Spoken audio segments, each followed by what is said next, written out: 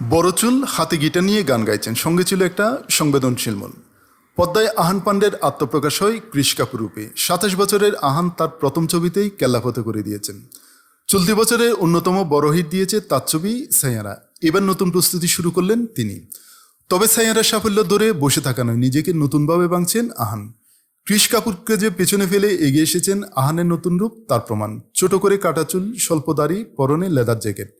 নিজের ছবি দিয়ে অভিনেতা লেখেন এটা একটা কাট। এবার যশরাজ ফিল্মসের সঙ্গে চুক্তিবদ্ধ হলেন তিনি। পরিচালক আলী আব্বাস জাফরের পরবর্তী ছবিতে দেখা যাবে তাকে।